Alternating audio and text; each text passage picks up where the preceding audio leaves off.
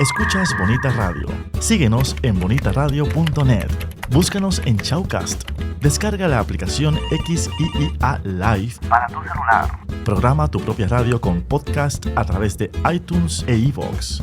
En línea con tu mundo.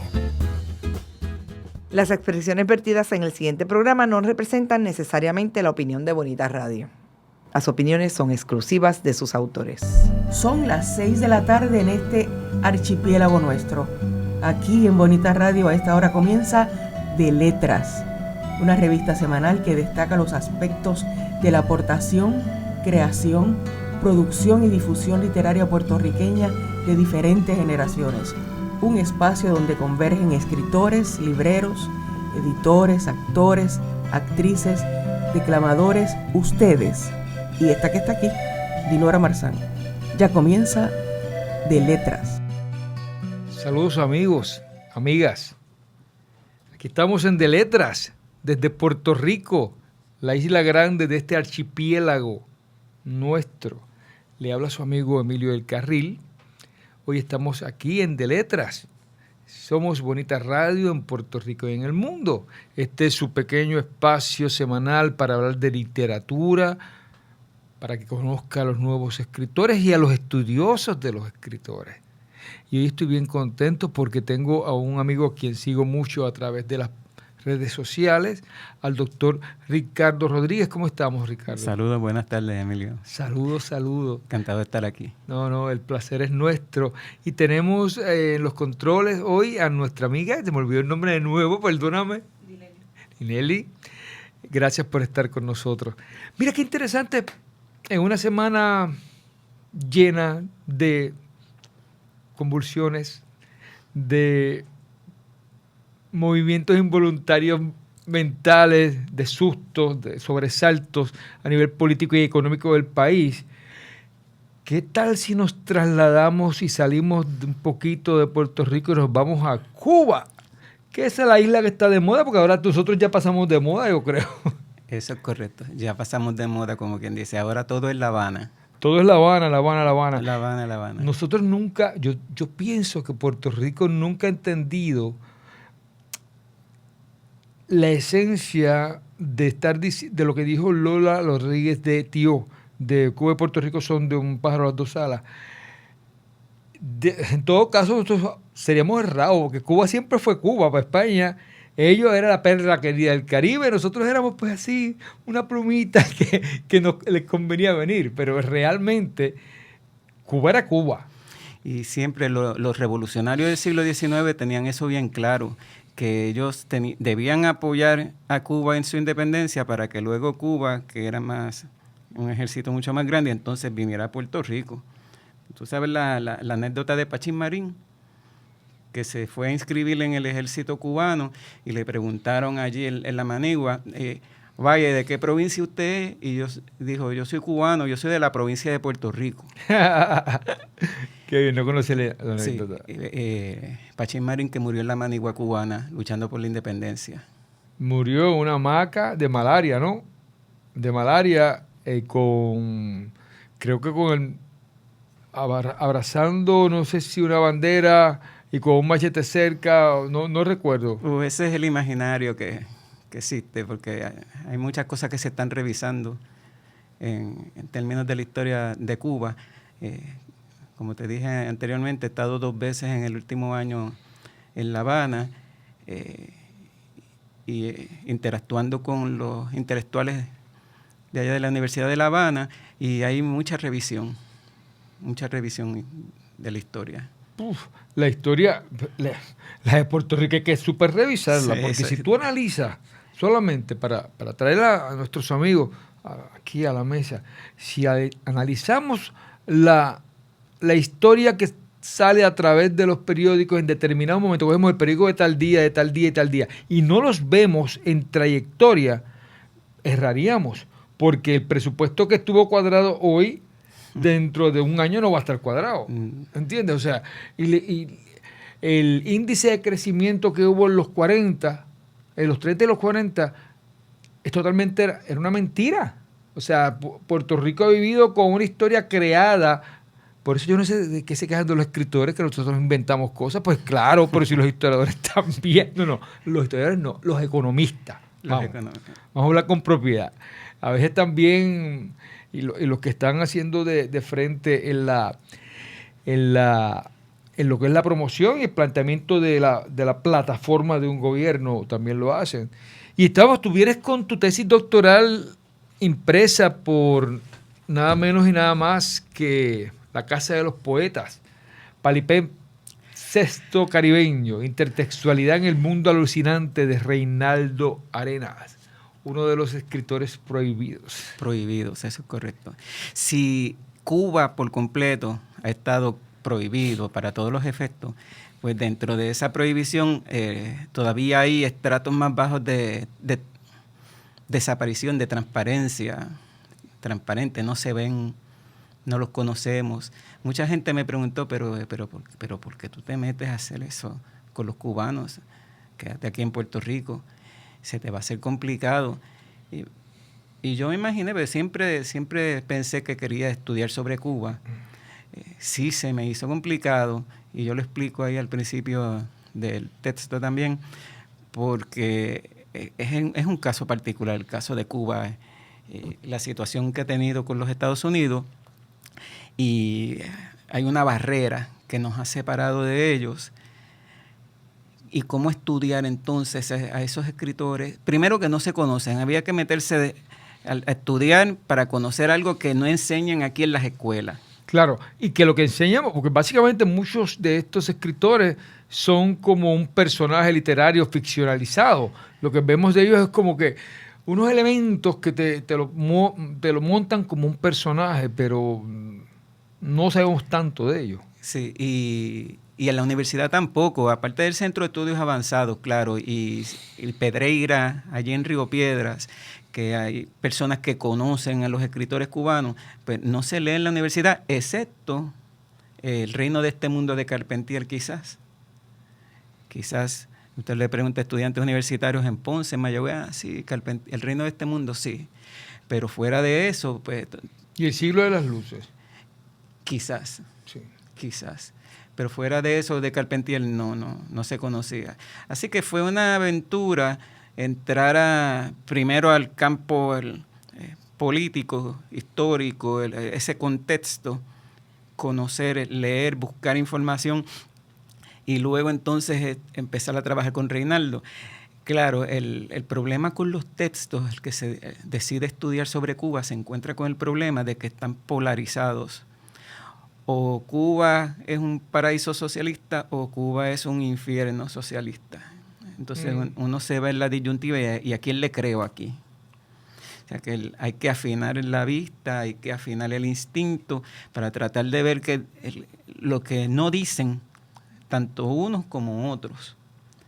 Y eso toma tiempo.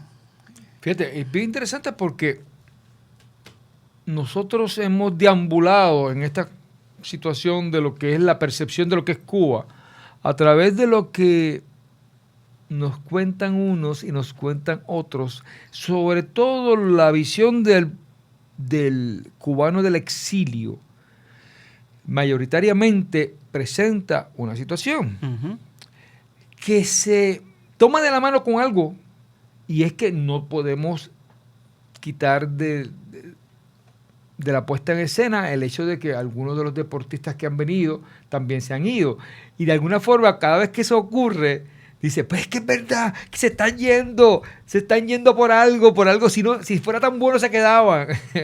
Y entonces de alguna forma eso valida en la psiquis colectiva, ¿entiendes? Lo que pasa es que cualquier cosa que comente un puertorriqueño, voy a aclarar, un puertorriqueño acerca de la situación de Cuba, pues está, como dicen por ahí, tocando de oído, porque hay que estar allí, Claro. Hay que vivir allí quizás un tiempo y dialogar con la gente y conocer la gente para entonces empezar quizás a uno tener una idea más o menos de lo que sucede, pero el aislamiento es grande. Pero déjame decirte, no es diferente con Puerto Rico. Oh, no. No, la gente de los Estados Unidos cree que nosotros algunos piensan que estamos en taparrabo. Nosotros creemos que somos la nueva potencia mundial. Y entonces tú le preguntas a un puertorriqueño, ¿y esto? ¿Y qué es? Puerto Rico es tal cosa. Y le preguntas a un americano por allá de Montana, que está en una montaña, ¿qué es Puerto Rico? Puerto Rico. Ni idea. Ni idea. Allá están cazando ciervos con cerbatina y arcos y flechas. Y entonces le preguntas a un político, dependiendo del lugar, el sector ideológico, pues Puerto Rico es esto, Puerto Rico es esto, Puerto Rico es lo otro. Pero le preguntas al pueblo y ahí está lo peor. Porque la gente no sabe lo que somos, no sabe. Y menos ahora que no sabemos lo que es el Estado Libre Asociado, porque eso hay que remojarlo, limpiarlo, plancharlo de nuevo y organizarlo. Pues entonces, yo, como te dije, he estado 2 veces y lo que hago es preguntarle mucho a la gente. Y me encuentro con lo mismo. Hay unas personas que están a favor, otras que están en contra. Así que hay que ir observando para uno hacer su juicio a partir de los comentarios de las personas. Pero es bien complicado. Lo que sí te puedo decir es que la primera vez que estuve, el verano pasado, en La Habana, en la vieja Habana, me sentía como si estuviera aquí. Era sencillamente, el parecido es extraordinario. Más grande.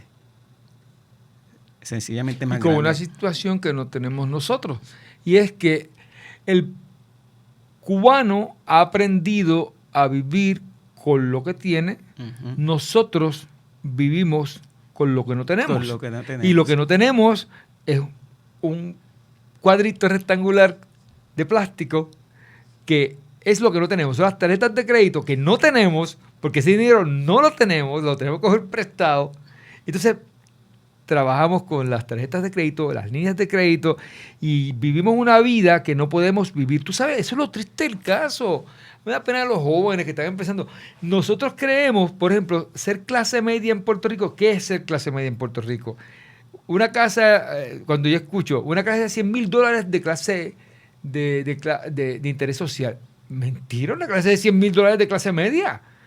¿Quién puede pagar eso? O sea, y hoy día ni la clase media. Ni la clase media. Nosotros ya tenemos que volver a... Bueno, yo presiento que Rafael Hernández en la tumba debe estar dándose vueltas diciendo, yo tengo ya la casita. ¿Te acuerdas? Que Uh-huh.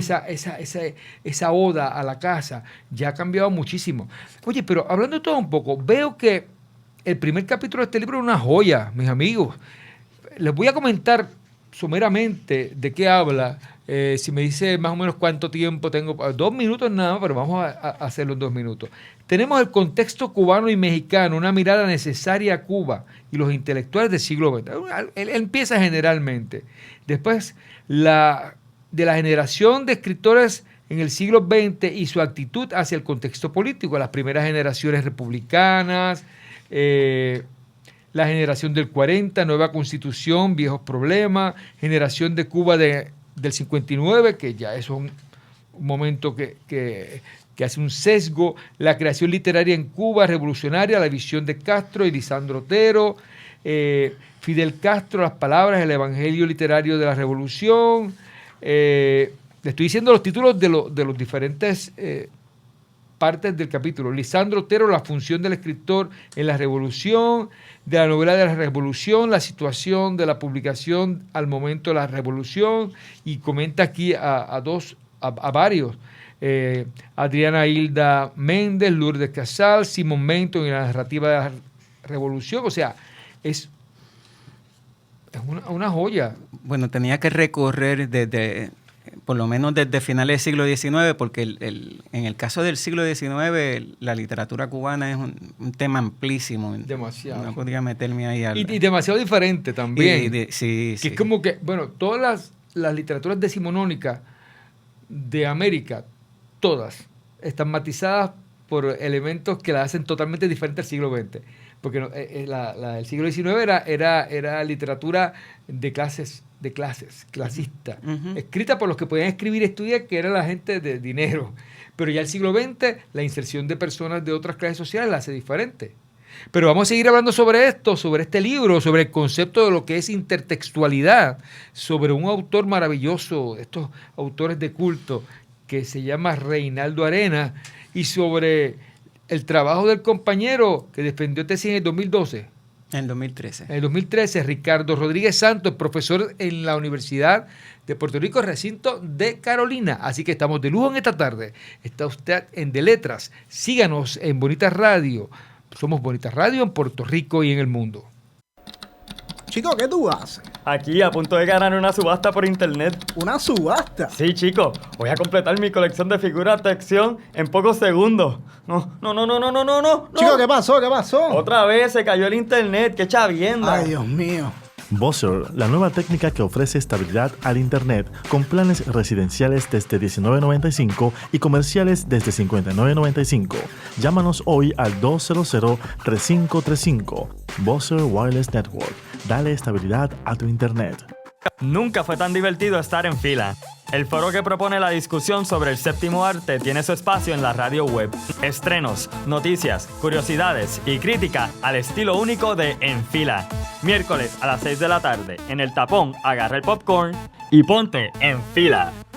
Aquí hemos llegado, mis amigos, a De Letras nuevamente con nuestro amigo Ricardo Rodríguez Santos. Estamos hablando un poquito, interpolando, porque no, pero de verdad yo necesito quedarme en Cuba en el día de hoy. Si me ves muy regresando acá, tú me avisas. Y volvemos me abofeteas. Sí, me dice, no puedo. Bueno, tengo que decir algo, Ricardo es salsero.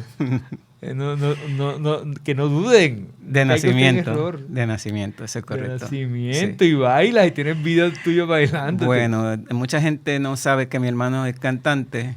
Mi hermano es el que canta Devórame otra vez, Lalo Rodríguez. En el Día Nacional de la Salsa le dedicaron el día hace ya algunas semanas. Y pues él canta y yo bailo. Déjame decirte que ahora que me lo dices, claro, con las distancias del color y de los ojos, pero ustedes son idénticos. Sí, las facciones son muy parecidas. Eso es. Sí, lamentablemente yo no canto. Pero tú sabes algo, que la primera vez que yo bailé fue en la Inter en el Poli de San Germán, y fue con un baile con Lalo. Wow. Y yo recuerdo cuando yo bailaba Máximo Chamorro y Tristeza Encantada, y yo decía, ¿de dónde caramba este muchacho saca ese galillo para llegar a esas notas altas? Y no solamente es talentoso de voz, sino que también él escribe, él es compositor y poeta. Le mencionaba antes de empezar que tenemos un proyecto para sacar 2 libros con Lalo, uno de poemas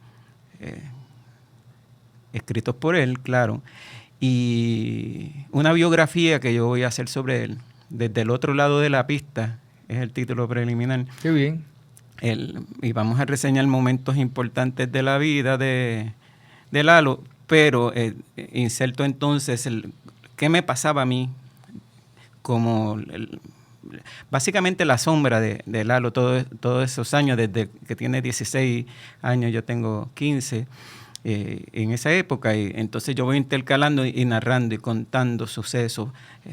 O sea, va a ser la vida de Lalo a través de mis ojos. ¡Wow! Me encanta. Eso parece una película, mis amigos, eso suena como una película.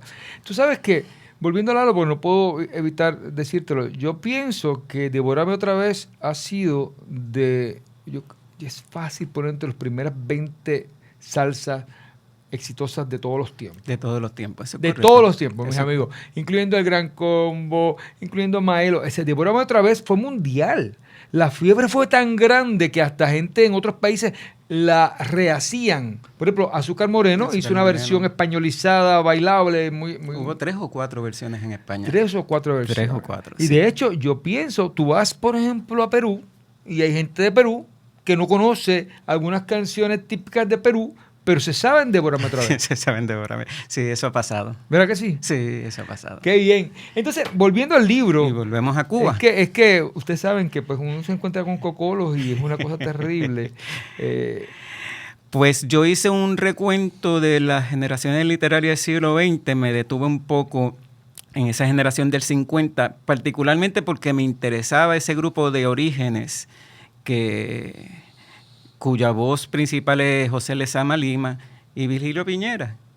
Así que me detuve un poquito en eso porque Virgilio Piñera es padrino literario de Reinaldo. Y así que era importante para mí detenerme en esa década y aprender a encontrarme con muchas cosas. Por ejemplo, para muestra un botón, después de la Revolución en el 59, unos meses después, Fidel se reúne con los intelectuales. Hay un discurso famoso, las palabras a los intelectuales, que él enfatizaba a los intelectuales: dentro de la revolución todo, fuera de la revolución nada. Las voces que hay acerca de lo que sucedió en el teatro aquel día, todas coinciden en que la única persona que se atrevió a hacerle frente a Fidel fue Virgilio Piñera. Y preguntarle y cuestionarle. Pero básicamente Lezama y Virgilio tenían una cierta visión elitista acerca de la escritura, y a Virgilio le preocupaba que la revolución abría las imprentas para que todo el mundo publicara. Entonces todo el que se sentía escritor poeta podía publicar con la revolución, y eso él pensaba que de algún modo afectaba no sé, la calidad, o es una visión elitista también. Yo me estoy riendo porque yo presumo que si hubiera ocurrido lo que ocurre en Puerto Rico, que aquí tú meneas un palo de guayabas y salen 2 guayabas y 27 escritores y con libros publicados, pues morirían, ¿no? Lo que pasa es, y te voy a dar mi opinión personal en este asunto. Vamos. Claro. Pasa algo parecido en Puerto Rico. En Puerto Rico hay un grupo de escritores por estrata, básicamente. Entonces hay un grupo de escritores que se ven como los dioses del Olimpo, vamos a decirlo así. Pero hay muchísimas personas y muchísimos grupos publicando. Yo te admito que al principio yo pensaba que solamente él escribía o debía considerarse este tipo de escritores consagrados en el canon. Pero en los últimos 7, 8, 9 años, yo me alejé de ese grupo porque descubrí que había muchos movimientos aislados en Puerto Rico de personas con talento, escribiendo y publicando con su propio esfuerzo, con sus propios chavitos.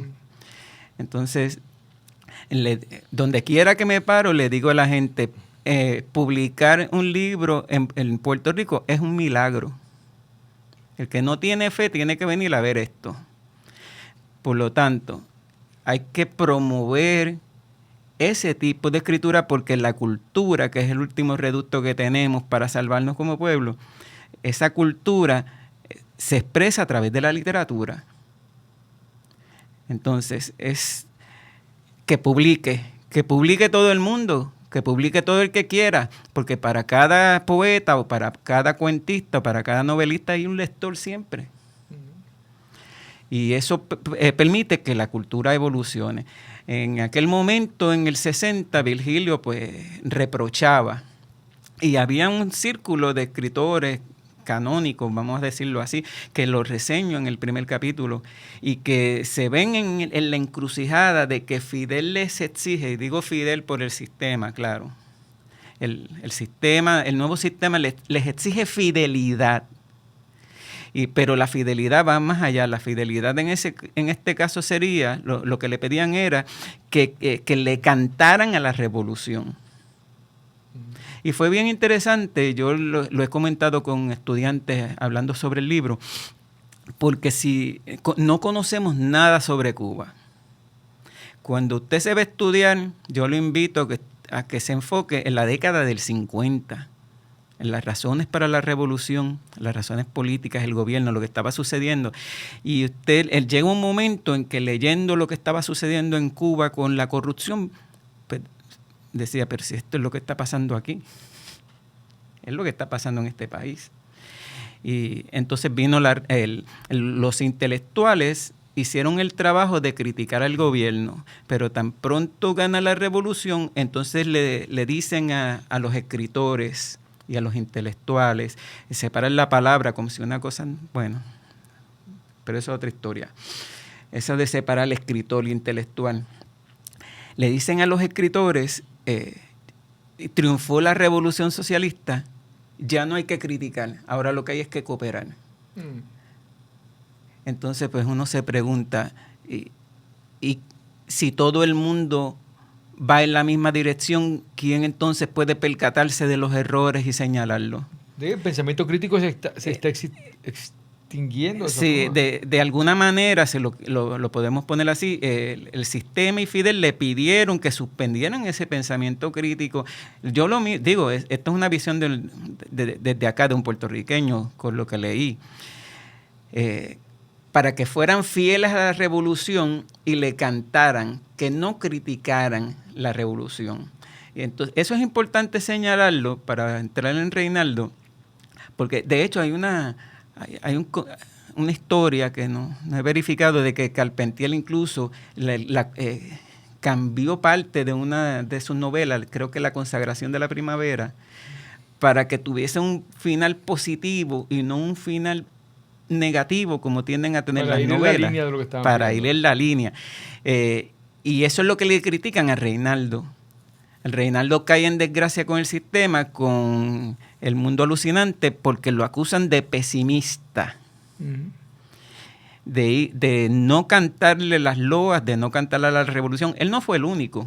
Está el caso famoso de Alberto Padilla o Arrufat, hay unos cuantos que cayeron en desgracia porque el escritor hace su trabajo literario, no necesariamente tiene que ver todas las cosas positivas que quiera ver el gobierno. Ve su punto de vista y generalmente el escritor es una persona inconforme, así que tiene esa tendencia a ver en la sociedad lo que no va bien, lo que no es correcto, no a ver las cosas bonitas o a pintar las cosas bonitas. Y yo lo he dicho aquí, o sea, mientras Puerto Rico estaba tirando loas y aplaudiendo por Operación Manos a la Obra en los 40, los escritores estaban denunciando lo que estaba el éxodo a las ciudades, el hacinamiento, la pobreza, la miseria, la marginación que estaban viviendo esos que estaban viniéndose del campo para acá. Pero el gobierno estaba aplaudiendo porque eso es lo que hacen los gobiernos, aplaudirse a ellos mismos para postergarse. Claro, pero entonces en el fondo del cañón hay un negrito. Por eso. Y la carta son críticas. Es como decir los escritores estaban dando una alerta. No es cierto que esto sea color de rosa como está vendiendo el gobierno, porque para mí esa es la labor del escritor. Claro. Y tú sabes que es interesante porque nosotros, yo veo, lo que yo estoy viendo es que lamentablemente 30 años de trujillismo y de la novela trujillista de momento casi se sustituyen en las postrimerías por lo que es entonces la petición amable de parte del ¿cómo se le llama? Del régimen, para que apoyes la revolución. O sea, acá tienes que apoyar a Trujillo, acá tienes que apoyar al sistema que estamos estableciendo. Tiene su lógica también, porque tú sabes que los detractores siempre lo que hacen es de alguna forma minar. A veces nosotros en nuestro empeño de opinar, a veces en el empeño de opinar se mutilan muchas cosas.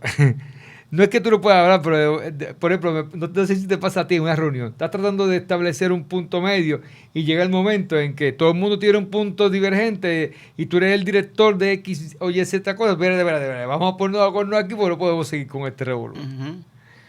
O sea, que hay que ver los dos puntos. Entonces, llegamos hasta Reinaldo Arenas, que es como que uno de estos escritores malditos. Sí, que continúa vedado en Cuba. Obviamente... ¿Viste que le levantaron a Lezama? Sí. ¿Por qué? Porque estaba enfermito. Con Lezama y con Virgilio, pues allí se puede hablar de ambos. Se puede hablar. Sí, okay. Y se consiguen el texto, sí, se editan textos. Pero Reinaldo no. Reinaldo hay mucha reticencia. Es complicado. Yo creo que una de las cosas tiene que ver que él antes de morir publicó una carta acusando a Fidel Castro incluso de su muerte. O sea que en Cuba nunca hubiera podido ocurrir algo como le ocurrió a Fortuño, que le tiraron un huevo. No. Básicamente A él lo que hicieron fue que lo encerraron muchas veces, él huyó por Mariel. Él fue de los Marielitas. Yo conocí a alguna gente de los Marielitas, fueron bien interesantes. Vamos a hablar sobre eso ahorita. ¿Y tienes poemas de él? Sí. Vamos a comenzar el próximo segmento leyéndole, para que Ricardo les lea un poema, para que usted se ambiente de lo que es Ricardo Arenas. Usted está en De Letras. Somos Bonita Radio en Puerto Rico y en el mundo.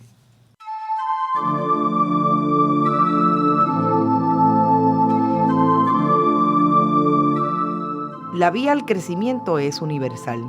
Gisela López abre un espacio para que puedas tener acceso a los temas de la espiritualidad desde sus distintas manifestaciones. 2 miércoles al mes a las 7 de la noche.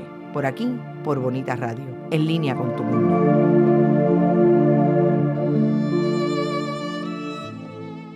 Hacemos análisis en serio. Claro. Entonces yo creo que en ese sentido los compañeros vieron la puerta abierta a decir, pero espérate, este es el que habla de tanta moralidad. Claro. Y dentro de ese mismo contexto está haciendo todo lo contrario.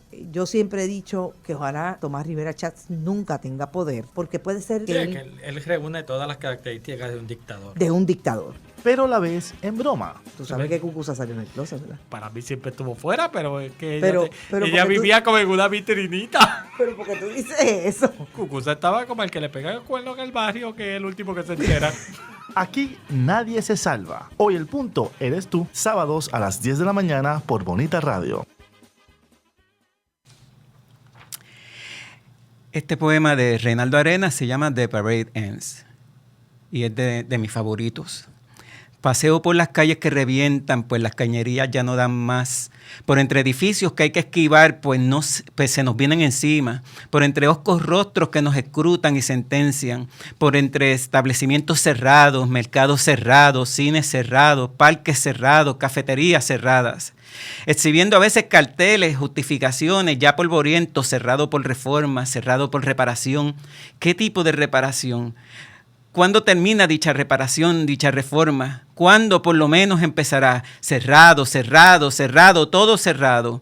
Llego, abro los innumerables candados, subo corriendo la improvisada escalera. Ahí está ella, aguardándome. La descubro, retiro la lona y contemplo sus polvorientas y frías dimensiones.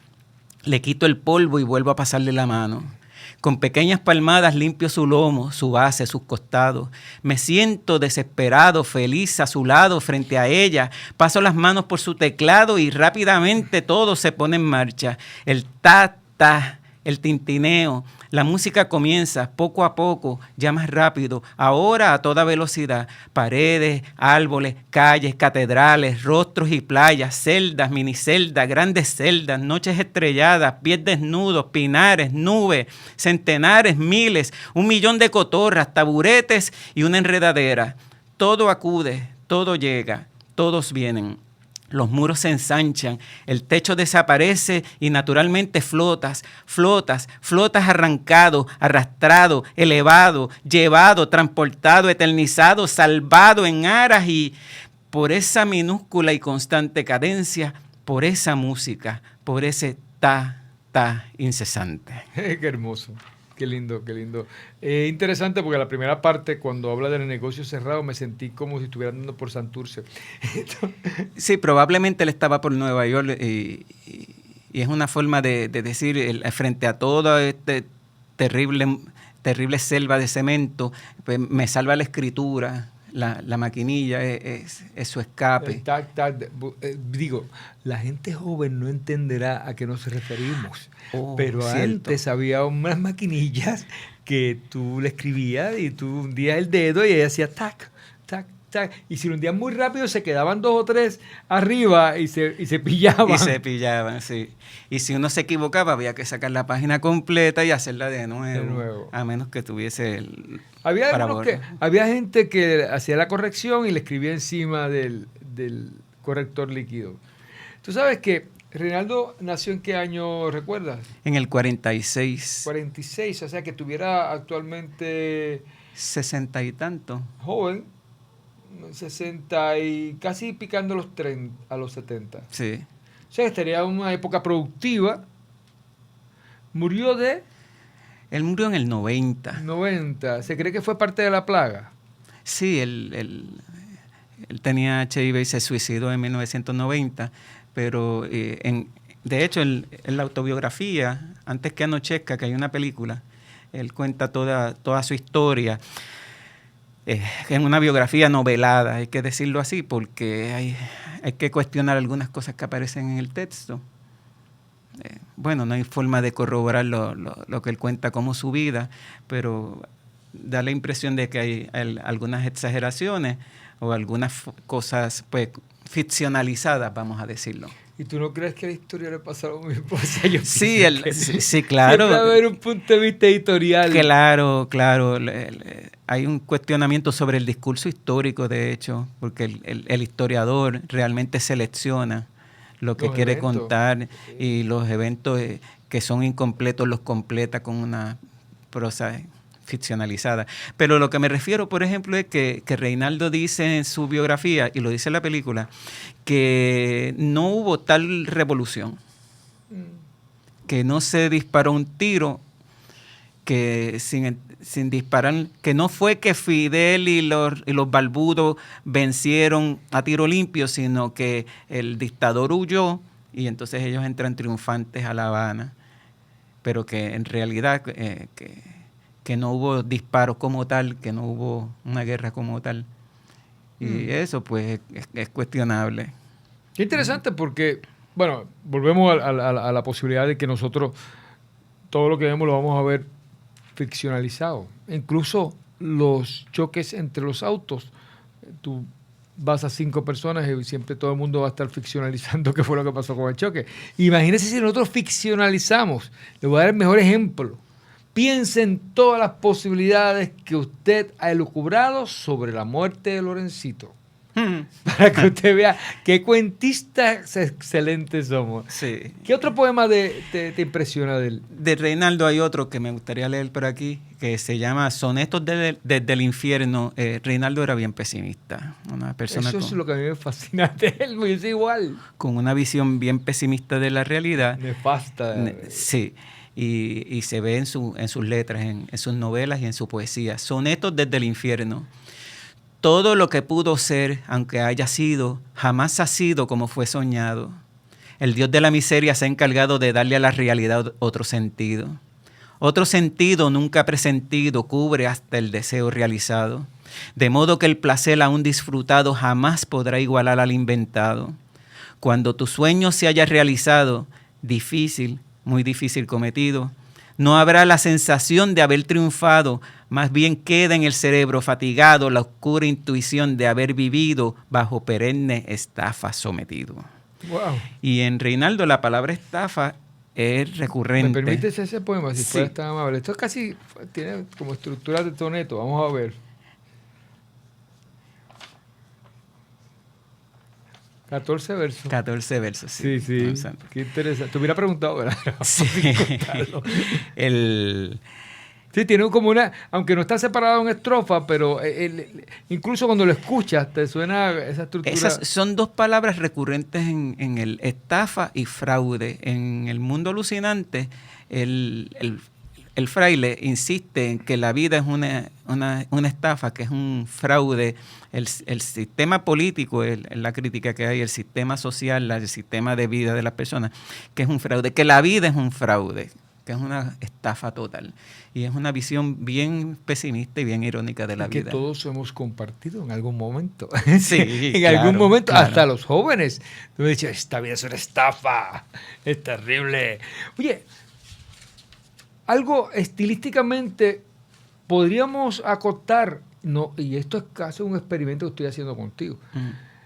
¿Acotarías o te atreverías a acotar que sacando a Luis Rafael Sánchez el juego de la composición de las oraciones y del manejo de las escenas de los cubanos era un poco más intrincado que la de nosotros, de los escritores de esa época puertorriqueños? Sí. Mucho, ¿verdad? Mucho más. Por ejemplo, en Lezama Lima tú tienes que es totalmente un laberinto. Sí.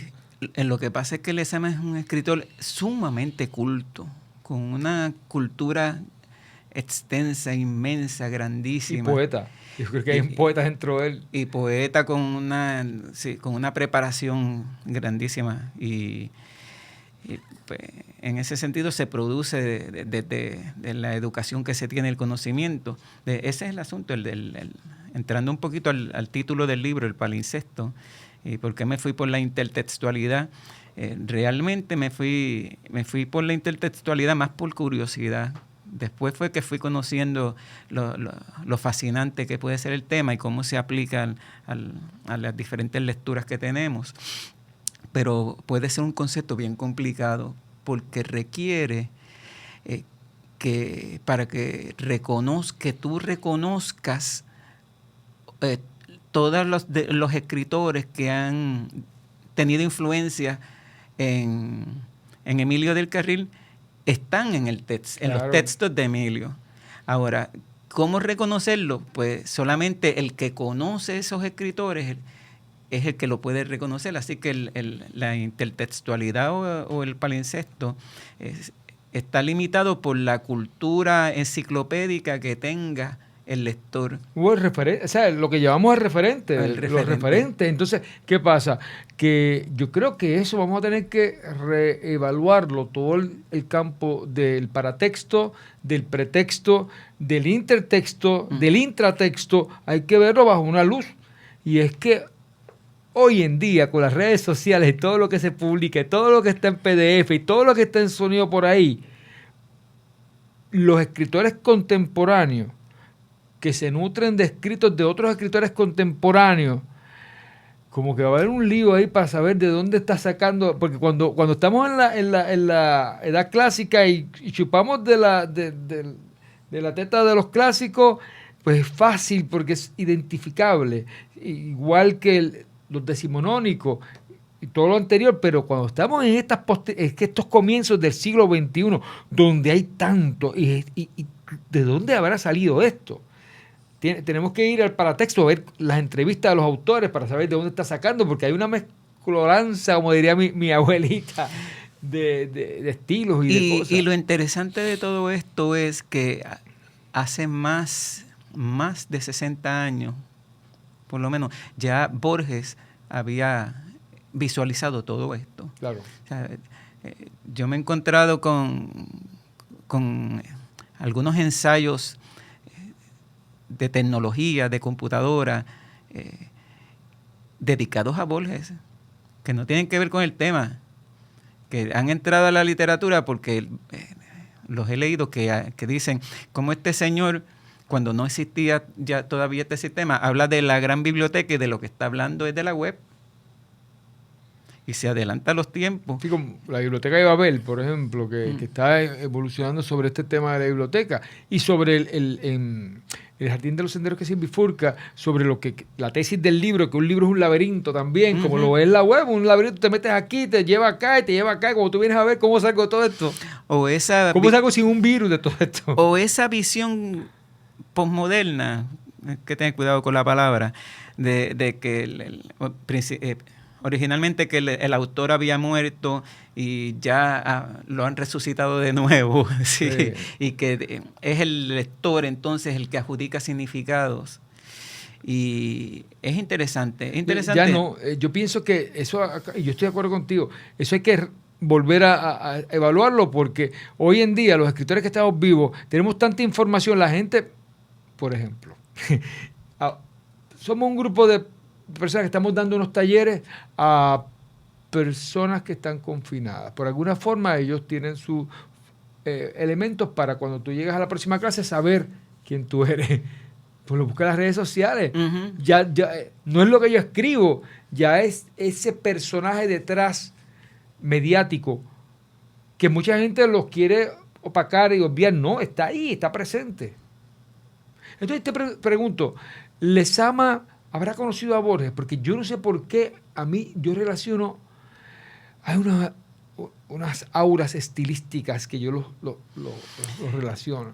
Pues yo no lo dudo, no lo puedo afirmar en este momento, pero por lo menos Vigilio Piñera vivió en Argentina y estuvo expuesto a los escritores del Cono Sur, así que es probable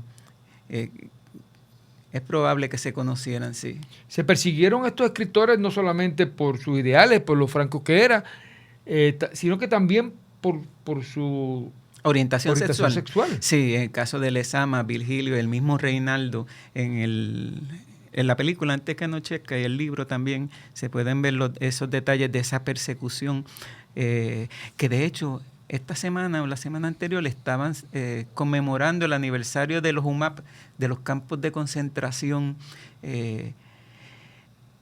que hay películas incluso realizadas acerca del mismo, que se perseguían a los homosexuales. Los cubanos que yo vi en mi última visita a La Habana negaban eso, decían que los UMAP eran para antisociales, no para homosexuales. O sea, antisociales decía que todo el mundo debía trabajar o hacer la mili, el servicio militar. Milicia. Sí, el servicio militar obligatorio. Y la persona pues, que no quería trabajar, pues no podía ser un vago, pues entonces los recluían en los UMAP para obligarlos a trabajar para el pueblo. Qué cosa más fascinante tú me has dicho, me has volado la cabeza. Yo no conocía el concepto. Entonces, eso fue lo que me dijeron los cubanos a los que le puse el tema, porque quizás si le pongo el tema a otros cubanos en La Habana me dice totalmente lo contrario. Depende a quién le pregunte. Pero en el caso de los UMAP es interesante, si han visto la película de esta Milk, el que trata sobre un activista gay en los Estados Unidos, pues en los Estados Unidos para esa época había purgas de homosexuales también, venían en guagua, se los llevaban presos, y en La Habana se llevaban presos a los homosexuales. Reinaldo, y yo lo digo ahí, ocultó tuvo novia y ocultó la homosexualidad por el terror. El terror de lo que le podía suceder por ser homosexual. Por ser homosexual. Oye, pero me cuenta un poquito más. Yo no puedo creer que este programa solamente le falta un segmento más porque se me ha ido demasiado rápido. He disfrutado muchísimo la compañía de Ricardo, de los dos Ricardos. Usted está en De Letras con el profesor Ricardo Rodríguez Santos, con Ricardo Arenas y con su amigo Emilio del Carril. Somos Bonita Radio en Puerto Rico y en el mundo. Usted los puede seguir por www.bonitaradio.net. Llegó tu programa deportivo. Espérate, para. Ya llevamos más de un año con esta promo. Sisto, vamos a cambiar esto. Aquí en El Añadido, si quieres ganar dinero, apuesta con nosotros. Apuesta con nuestras predicciones. Sí. Si tengo que escoger un equipo, ¿verdad?, que le va a terminar la racha a los Warriors, mira, me voy con los Bucks de Milwaukee. Apúntalo, el 12 de diciembre. 108-95, the final. Milwaukee has beaten Golden State. Porque donde ponemos el ojo, ponemos la bala. Sin duda alguna, yo pienso que Canelo Álvarez por decisión unánime en una decisión cerrada. All three scores for the winner by unanimous decision. Canelo Álvarez. Ya ves, esto, entrevista y mucho más te lo traemos aquí en El Añadido, todos los lunes de 8 a 9 de la noche por Bonita Radio, en línea con tu mundo. El drama radial vive en este espacio que estimula el pensamiento visual. Les ofrecemos memorables historias recreadas desde el sonido. Yo no la maté. Sí la mataste. Ella huía de ti, de tus celos, de tus miedos. Thus speaking, Fortunato possessed himself of my arm. El taimado Danglars presiente el peligro. Drama oral, miércoles y sábados a las 8 de la noche por Bonita Radio. Y señores, estamos aquí. Yo no puedo creer que esto se está acabando. Y todavía tenemos que conocer algunos de los referentes de Arenas. ¿Cuál es la intertextualidad que tiene Reinaldo, que he dicho 2 veces Ricardo Arenas? Le he puesto el nombre del autor que la está estudiando. Cuéntame, ¿con quién conecta? Bueno, se supone, y si hace una investigación en la red y escribe intertextualidad, el mundo alucinante, hay varias monografías. Uh-huh. Y hay un sinnúmero de libros también, pero hay varias monografías de académicos. Y yo tengo unos cuantos, un sinnúmero de ellos, tratan de establecer la relación que hay entre el mundo alucinante y la biografía de un fraile mexicano de la Revolución, Fray Servando Teresa de Miel, Guerra y Noriega, y tiene como 40 apellidos más, que fue un fraile de la Revolución Mexicana, que fue perseguido por el gobierno español y fue apresado y se fugó, y es real, la vida es una ficción, es una novela completa. Ese señor se fugó de todas las prisiones en México, en España, varias veces, y volvía a México para integrarse a la revolución, y volvían y lo arrestaban, y iba en barco, el barco se hundía y él se escapaba, y se escapó en La Habana y se escapó en España, de todas las prisiones españolas habidas y por haber. Entonces, el Reinaldo conoce, trabajando de voluntario en la Biblioteca Nacional de La Habana, conoce de la vida del fray, y en él es que se inspira. Yo quería establecer la relación intertextual entre la biografía del fraile y la novela de Reinaldo. Pero esa biografía del fraile tiene 2 tomos. Yo nunca conseguí el segundo tomo, pero Reinaldo tampoco. ¿De verdad? Sí, él lo dice en más de una ocasión. En una entrevista que yo tengo con Rita Molinero, precisamente, él admite que él no vio el segundo tomo, así que él usó la imaginación. Pero lo cierto es que entonces, investigando, descubro que él no usó tanto la imaginación como dice. No, porque él encontró una biografía novelada de ese fraile por un mexicano también, que no se me escapa el nombre ahora, pero ahorita lo busco si acaso, que escribió la vida de Fray Servando.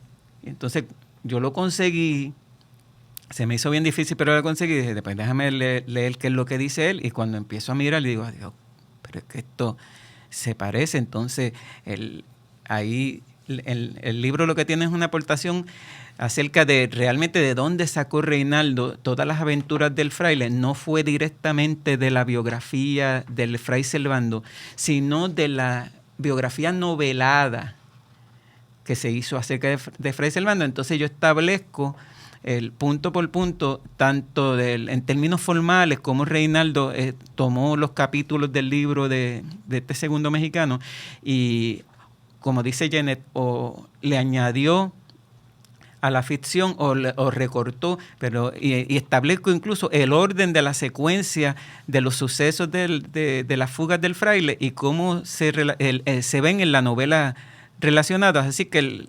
básicamente puedo probar que Reinaldo no es como él dice, que él usó la imaginación para suplir el segundo tomo que le faltaba, sino que se basó en una biografía novelada de un escritor mexicano. Interesante. Es que nadie, es que, ¿cómo te digo? Siempre vamos a basarnos en algo. Ahora mismo comienza una obra de Ramos Perea, por Maricón, que está basado en los grandes juicios que se hicieron por sodomía en el siglo XIX, y encima de eso, lo había mencionado en el programa anterior. Pero no solamente esto, sino que está basado en los estudios de un joven que se llama César Salcedo, que es venezolano, que hizo unos ensayos sobre los crímenes sexuales del siglo XIX. Y ese es uno de los ensayos. Entonces, bueno, lo que pasa es que tradicionalmente, tú sabes, Emilio, que lo que nos han enseñado tradicionalmente es esa ansia, el deseo de los escritores, sobre todo los canónicos, de cantarse originales. Entonces, cuando se empieza a impugnar la originalidad de los escritores, pues hay personas que se resisten a decir, mira, realmente no existe tal cosa como la originalidad. Pienso en Bloom y la angustia de las influencias, pero eso ya más bien es en poesía. Todo el mundo tiene modelos y todo el mundo imita a personas que admiran. Entonces, y de hecho, el otro proyecto de libro que estoy trabajando, pues no puedo dar detalles, precisamente se refiere a yo estoy trabajando un libro para una escritora puertorriqueña, Te voy a decir el milagro, pero no el santo. Y entonces ya he estado leyendo su obra e identificando otros escritores presentes. Entonces voy a hacer un trabajo intertextual también para decirle, aquí está esta persona, aquí está este otro escritor, aquí está esta poeta, aquí está este narrador. Esas influencias que hay en el texto, los vasos intercomunicantes, poderlos identificar. Y probablemente te vas a percatar que mucho de ese proceso ha sido el proceso evolutivo de esa escritora como escritora. Claro. Y entonces vas a empezar a ver las diferencias, y si la escritora X decidió, por ejemplo, en determinado momento defender este flanco, pues entonces lo vas a ver a través de por qué llega. Y si vamos entonces a la vida de la escritora, entonces entramos en otro, de escritora a escritora, estamos hablando hipotéticamente, ¿no? Porque yo no sé el santo, como les dije, pero lo voy a rezar, como quiera que sea. Ricardo, ese otro libro no me puedes hablar mucho de él, pero me puedes hablar sobre lo que estás trabajando con tu hermano, Lalo Rodríguez, que por ahí comenzamos. Ah, sí. Vamos a trabajar 2 textos. Los poemas que él tiene, él es muy buen escritor y tiene poesía también. En el sentido de publicar es un poquito tímido, sin embargo se para frente a miles de personas. Esas son las incongruencias a veces de las personas. Y la biografía que yo pienso hacer sobre él, días antes del homenaje en el Día Nacional de la Salsa, 7 días antes específicamente, yo dije en Facebook, empecé a publicar unas notas con la vida mía al lado del cantante. Y entonces, pues, por ejemplo, en el 74, cuando Palmieri se va a casa y habla con mi papá y mi mamá, que me voy a llevar el muchacho para Nueva York a grabar, pues yo estaba en una esquinita, observando. Y yo tengo mis impresiones acerca de ese suceso. Entonces yo empecé a escribir y lo puse por años, primero con Palmieri, después con Olivencia, después cuando graba solista, cuando graba Chamorro. Por ejemplo, él graba con Tommy Olivencia. Ese año yo fui con él a Nueva York en el 75. Y mientras él está grabando, pues vamos al Corso, a un baile con Larry Harlow y Johnny Pacheco. Y yo estoy sentado en una esquina, yo tengo 15 años, y esta muchacha puertorriqueña de Nueva York se me acerca y me dice, vamos a bailar. Y yo le dije, yo no sé bailar. Y ella me mira así y me dice, no importa, yo tampoco, ven. Y ella me enseñó a bailar salsa. Yo aprendí a bailar salsa con aquella chica en 1975 en el Corso. Qué cosa cómica. Debe haber sido bien interesante, porque cuando Lalo recibe el boom, la trascendencia, tú eres el hermano como quiera. O sea, tú pudiste haber recibido mucho de los aguaceros refrescantes de todo el mundo. Tú eres hermano de Lalo. Sí, y también cuando cayó en desgracia por el asunto de las drogas, pues esa parte también se va a tocar en el texto, desde el punto de vista de la familia, porque todo el mundo, los salseros que conocen, pues conocen la historia de la prensa, de lo que dijo Lalo, pero yo voy a incluir lo que pasa desde la perspectiva del hermano, de la familia. Sería bien bueno también, no sé si te interesa el tema, pero a mí me interesa, sobre todo qué ha pasado específicamente en el mundo de la salsa, que todos estos grandes iconos han sucumbido al mundo, en algún momento al mundo de las drogas, porque el caso de Héctor Lavoe, o sea, ese es de mis personajes favoritos, La Lupe, es de mis personajes favoritos. Sí, y muchos de esos cantantes que, como eso que tú mencionas, Héctor o La Lupe, tenían algún tipo de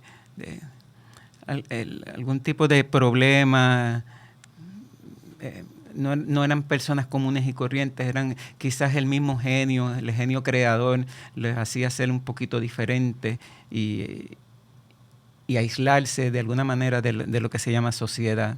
¿Y no piensas que lo que pasa es que los creativos somos parabólicas, estamos satélites, estamos recibiendo toda esa energía, la buena y la mala, y entonces nos afecta y de alguna forma intentamos huir del mundo, de este mundo, y hacerlo alucinante, como Reinaldo Arenas, lo dije bien.